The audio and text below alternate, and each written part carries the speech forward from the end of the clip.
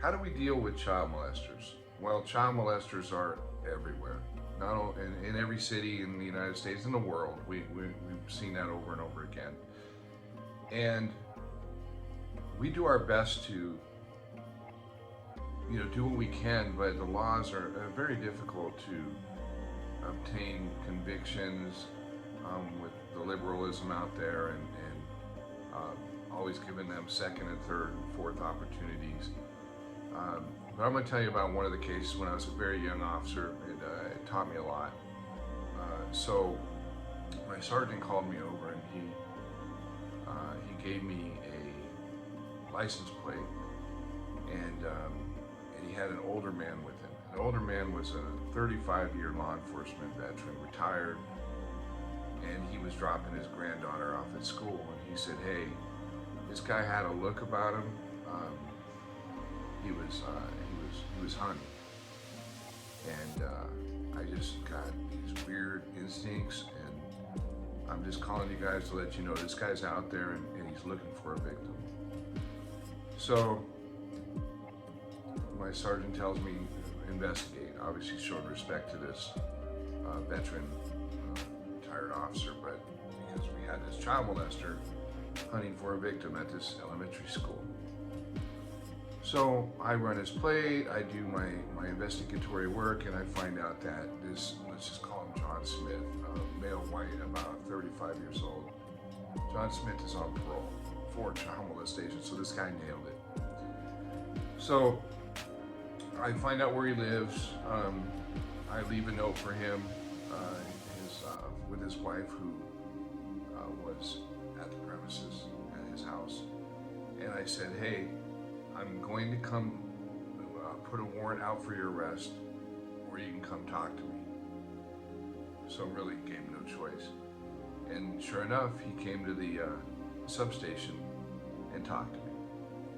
So we had a conversation about an hour long, and I was somewhat inexperienced in dealing with child molesters, but I was assuming that he was going after a little girl. Well, about 15 minutes into it, I realized he was going after a little boy.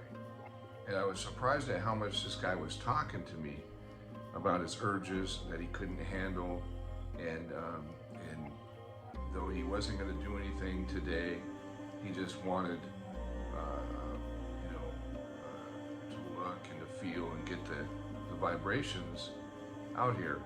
So I think it's kind of like, if you're on a diet and you smell, a hamburger or tacos or whatever, there's some weird phenomena there that these guys maybe trying to quit smoking, maybe, I don't know what normal people can equate it to, but it's a compulsion, absolutely a compulsion, and an obsession, and whatever other term you want to use, but they can't help themselves. That's why they need to be put in prison. So at the end of our discussion, I told him, "You know what, I'm going to do you a favor.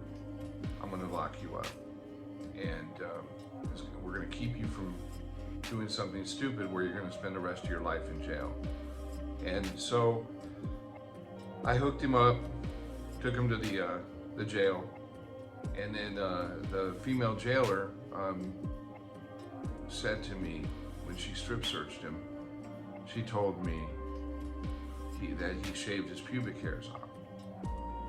And unfamiliar with why he would do that, apparently I learned later from an investigator that I greatly respected, it's to not intimidate the children. So apparently the pubic hairs would make them scared, and they wouldn't do whatever he wanted to do with them. So of course I added that to the report, and he ended up getting a bullet, which is 1 year. The parole board, Al Sullivan, great parole agent, locked him down and got the board to give him a year. So at least the children in that neighborhood were safe for a year. probably not a year today, but the day when he got out. But anyway, that's these child molesters. They are out there. They are hunting. They are looking for victims. So be careful. Be careful. Um, and I subsequently learned that one of their targets was our mall bathrooms. So don't let your little boy or little girl or whoever go to the bathroom alone. Make sure that you have somebody with them at all times. Thank you very much. If you're a retired police officer and you have anything to add or any stories, please send them in. Thank you.